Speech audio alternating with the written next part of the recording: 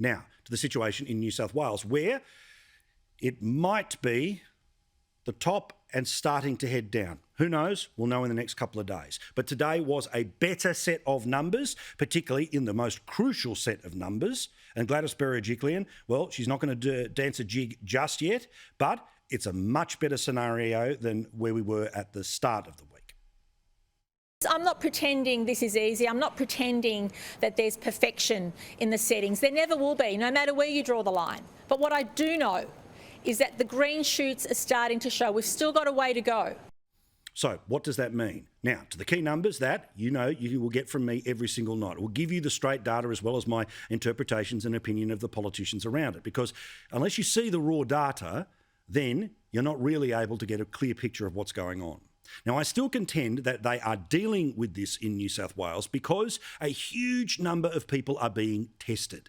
And again, the numbers that you won't see on the 6 p.m. news, you won't read in the paper, you won't hear on any other service are the same numbers that are freely available to all of that media, but they frankly just ignore it.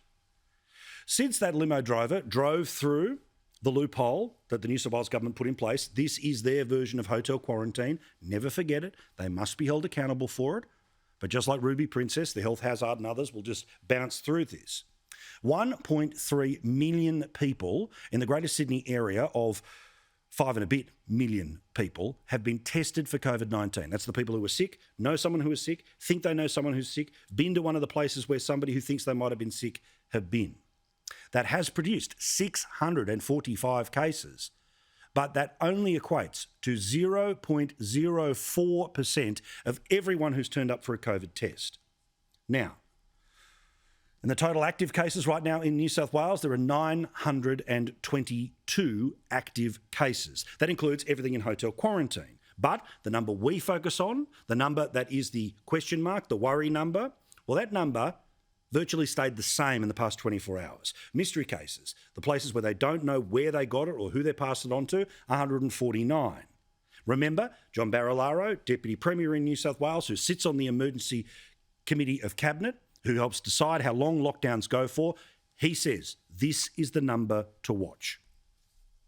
That's the number we're looking at. If we're getting 100 cases and they're all in isolation because they've been close contacts picked up previously by contact tracers, we can live with that. That is exactly what we can live with.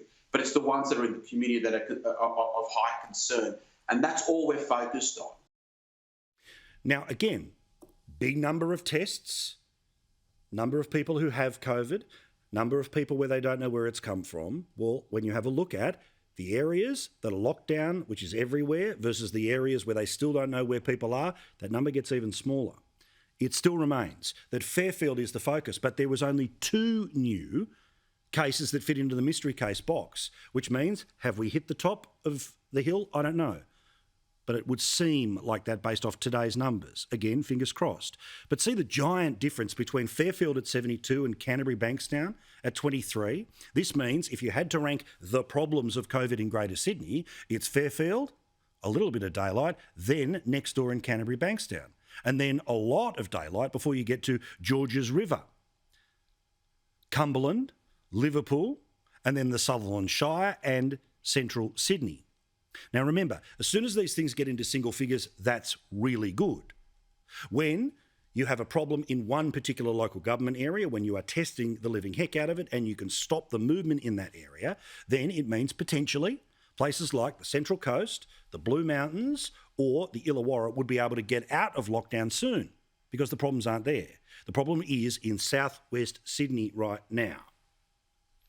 Now, in terms of vaccinations, these numbers too, forget the politics, forget how long this is taking or anything else. I will take a slightly behind schedule, and the Prime Minister admits it himself, about 2 months, behind schedule rollout of the vaccine when we have not had the cases or the deaths that happen in other parts of the world. And you should know, by the way, that right now in Indonesia, they are having more daily cases than they have in India, okay?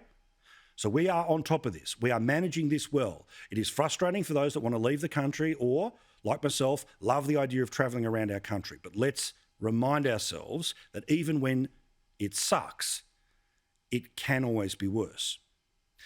9,600,000 doses have been given thus far.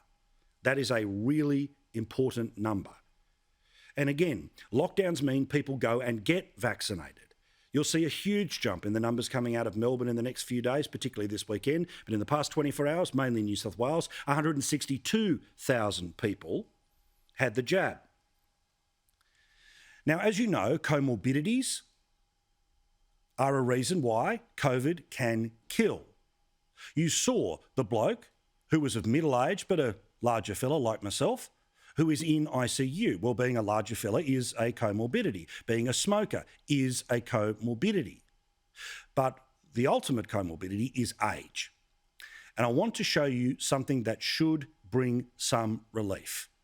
Because when you look at the percentages of people who have had a first dose by age, more than 70% of people 70 to 74, 75% of people almost 80, 75% of people from their early to mid-80s, the same until 89, and 70% of people who are 90 years or older. Could this be faster? Bloody oath. Should Pfizer be more freely available? You bet. Would it help if ATAGI didn't change the advice every couple of days depending on how serious the outbreaks were in the country? You bet. But we are starting to put a ring of steel around 75% of the people who most desperately need it. The rest of us, it's your choice what you do. It's not compulsory, but it's your choice what you do. Meantime, other things worth mentioning here right now that are in the news today in relation to COVID.